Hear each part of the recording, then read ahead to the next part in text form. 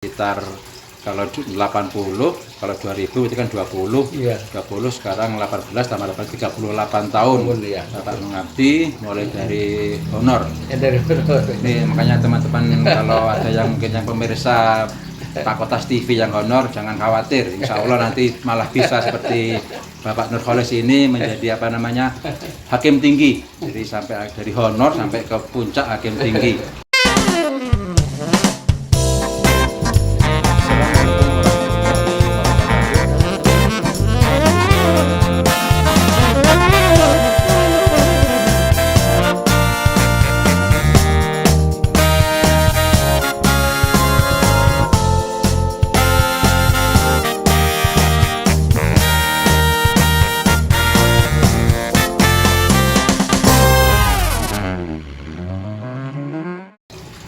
Assalamualaikum warahmatullahi wabarakatuh. Pemirsa Pakotas TV dimanapun Anda berada, alhamdulillah pada kesempatan kali ini kita berjumpa lagi dalam channel kita ini, channel yang luar biasa, channel yang keren, channel yang pintar, yang informatif. Kali ini kita akan berbincang dengan Bapak kita, Dr. Nurkholis. Assalamualaikum, Pak. Waalaikumsalam. Bagaimana Bapak Nurkholis? Kondisi fisik sehat, Pak ya? Alhamdulillah saya ini ya sehat. Sehari-hari kalau boleh tahu teman-teman ini dari PA Kota Tasikmalaya, bagaimana Pak kesehariannya untuk mengisi waktu sementara ini, Pak? Ya mengisi waktu ya. Jadi sebagian di rumah, sebagian di luar lah itu kan. Hanya yang jelas kan saya ikut juga di PA Tasikmalaya Kota ya sebagai mediator, kemudian juga sebagai pengajar di S2 Sekolah Tinggi Hukum Galunggung gitu kan. Yang selanjutnya juga saya masih sebagai majelis pengawas ya, majelis notaris Kota Tasikmalaya. Majelis pengawas? Ya, majelis pengawas notaris Tasikmalaya gitu. Luar biasa nih Pak ya. Sangat sibuk. Kalau ini ada cerita Pak, kalau memang sehabis kita mencurahkan pikiran, kalau nggak disibukkan lagi kan biasanya ini Pak ya. Betul. Jadi harus memang diaktifkan itu Pak ya. Kalau boleh ini Pak, karena ini Pak ya, pengalaman Bapak yang di peradilan yang sekian lama, berapa puluh tahun Pak ya, kalau boleh kita tahu Pak? Saya mulai di pengadilan agama itu tahun 80. Tahun 80 ya, Pak ya. Diangkat pengadilan lagi di tahun 80. Terus purna Pak, purna Maret 2018. Berarti itu berapa, 20 tambah 20, 40 lebih 30 berapa ya? 38 kali ya. Luar biasa. Saya mulai dari ini kan, sebelum diangkat tahun 80 saya juga sebagai tenaga honor dulu lah di PA gitu kan. Oh, malah lebih panjang lagi Pak kalau durasi waktunya Pak ya ditambah itu. Saya mulai masuk di PA Tasikmalaya. Kemudian ada pengangkatan tahun 80. Terus hakim tahun 84 ya kan. Di sini di Tasikmalaya, PA Tasikmalaya. Kemudian juga sebagai wakil ketua di Kota Madya Bandung. Wakil ketua Kota Bandung 96. Tahun 98 ketua PA Kota Kabupaten Bandung Kabupaten Cimahi gitu kan. Terus 2004 ketua di Kabupaten Tasikmalaya. 2004-2005 ya. Bukan 2002 di Tasikmalaya, 2003-2004 di Ciamis, 2005 hakim tinggi kan, hakim tinggi di Bandung. Nah, setelah dari Bandung tetap 5 tahun 2010 ke Semarang, terus 2012 saya ke Jakarta 2017 ke Bandung lagi ya, pernah aja.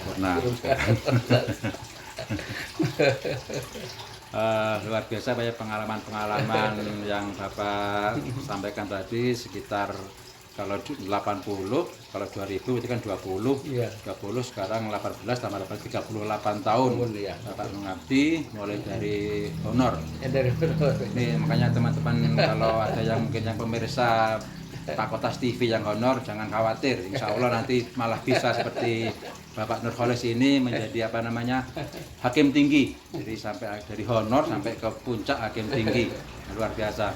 Terus ini Pak, kami ini kan namanya adik-adik lah kalau boleh dibilang begitu, adik-adik dari Bapak yang mengabdi sekarang di Peradilan Agama.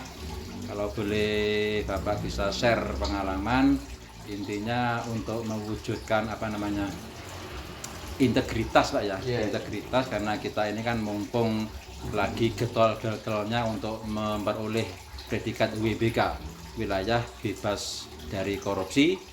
Jadi kita memang diharapkan bisa zonanya kita itu, wilayah kita itu, peradilan itu berintegritas betul sehingga bebas dari korupsi. Itu kalau bisa tahu kisi-kisinya atau trik-triknya untuk memperkokoh integritas kita itu bagaimana Pak? Jadi ya kejujuran, ketaatan kita terhadap hal-hal yang memang perlu dipertahankan itu loh. Gimana Pak?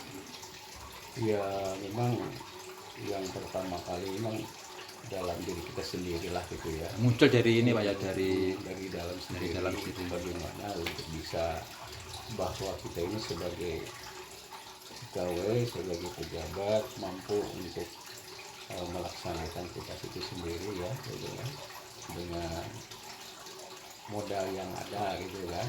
Ya itu ya disuruh dengan masalah kejujuran, kedisiplinan gitu, di samping latar belakang pendidikan lah gitu kan, dalam hal menerapkan terhadap teman-teman di kantor gimana, apalagi kalau udah jadi ketua ya jadi kepada bawahan-bawahan iman. Jadi contoh begitu Pak ya. Nah, gitu kan.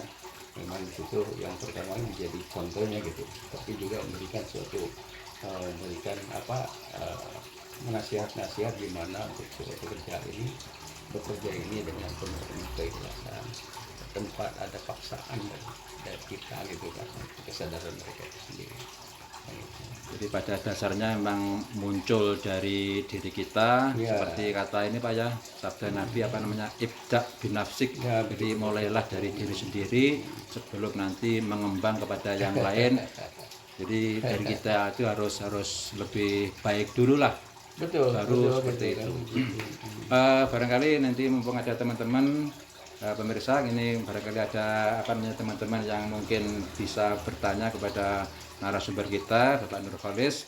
Kami persilakan dari Pak Iksan atau Pak Mudofar, kalau mau bertanya, mumpung ada kesempatan yang luar biasa ini, disilakan. Baik, Pak Nurholis ya, kan udah lama jadi mediator ya, kira-kira kita ini kan biasa sebagai hakim, pimpinan, mungkin kira-kira apa yang jadi kendala-kendala gitu saat selama jadi mediator, apa suka duka lah gitu ya. Jadi mediator di PA Kota Tasikmalaya, yang sukanya gimana, ada kesan yang tidak enaknya bagaimana gitu menjadi mediator, mungkin itu yang bisa saya tanyakan.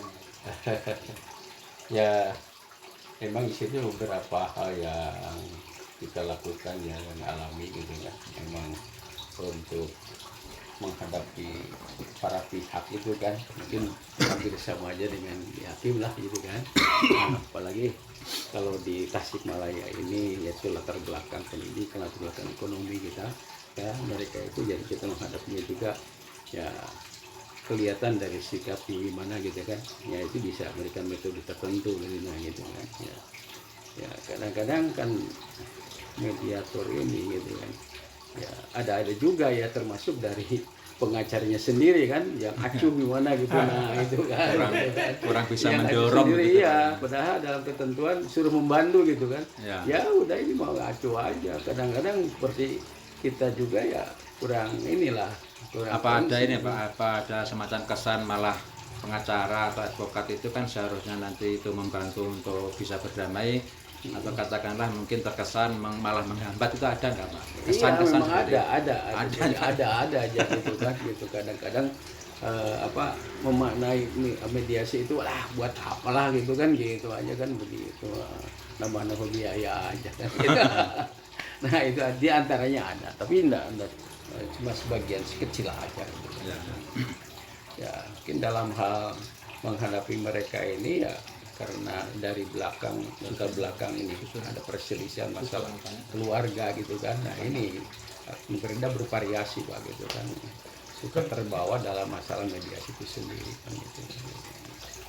Ya yang memang kendalanya ada sebagiannya gini, jadi kan wah buat apa sih dimediasi kan gitu kan, ya buat apa gitu, udah pasti saya cerai kan gitu kan, udah buat apa sih gitu kan gitu. Nah itu ada di antaranya Pak, begitu aja gitu kan. Yang keduanya juga masalah ini, masalah biaya, kok saya ditarik lagi biaya kan begitu. Biaya. Padahal itu kan ada aturan yang resmi Pak ya, Iya, untuk itu kan mediasi. bacakan ya di pasal 8 ayat 2 ini yang juga gini gitu kan gitu. Ya pokoknya tergantung Bapak Ibu kalau mau, kalau nggak ada ya selesai nggak apa-apa. Ya, soalnya kan mediator kan begitu kan. Mediator dari luar Pak ya. Ya Mediator nggak luar. memaksa silakan gitu. Ibu bawa uang berapa sini? Nggak bawa ya udah nggak apa-apa. Gitu. Luar biasa. Jadi memang walaupun Bapak ini kan mediator dari luar, jadi sah secara hukum itu Ya. ada biaya di situ Ada Pak ya. biaya. Tapi kadang-kadang memang ada pihak yang tidak membawa atau tidak siap dengan pembayaran Betul. itu, tapi Bapak silakan saja Pak ya. Kadang-kadang gini, jadi yang mereka kan saya udah ke pengacara, udah semuanya kan begitu gitu ya. Ya udah nggak apa-apa lah saya gitu nggak, ini udah nggak apa-apa sih dengan begitu. Ya ada lagi ya karena memang tidak mau untuk mediasi gitu kan, udah saya udah biar aja lah, cukup saya menghadap Bapak udah ya, buat apa mediasi, saya pulang aja. Ada di atasnya gitu ya. Itu termasuk suka duka Pak ya. Ini artinya kalau jadi mediator kan Bapak kan mediator dari luar istilahnya Pak ya, karena memang sudah dalam tanda petik sudah mantan, tapi sudah di luar peradilan, tapi ini berkiprah lagi, mengembangkan diri lagi Tapi untuk sebagian mediator. besar gitu, sebagian besar itu ya, alhamdulillah gitu kan, dengan masalah-masalah keluarga dan sebagainya, masalah yang lainnya ya, saya lebih banyak memberikan nasihat lah gitu ya. Kalau dari untuk suka duka itu lebih banyakkan mana Pak? Lebih banyak yang itu ya, suka atau lebih banyak dukanya? Suka gitu kan, saya berikan pokoknya nasihat kan, lebih menerima gitu kan, menerima gimana gitu kan. Nah ini ya kadang-kadang ya sampai mencium tangan terima kasih gitu kan. Jadi ketika mereka mungkin berdamai ya, berdamai secara hati, berterima kasih, itu yang paling membanggakan Pak ya untuk mediator. Ya memang. Di antaranya memang ada 1-2 yang pernah, mungkin cuma selama ini ada yang baru 2 yang berhasil itu. Itu untuk perkara apa? Perkara rumah tangga perceraian atau perceraian.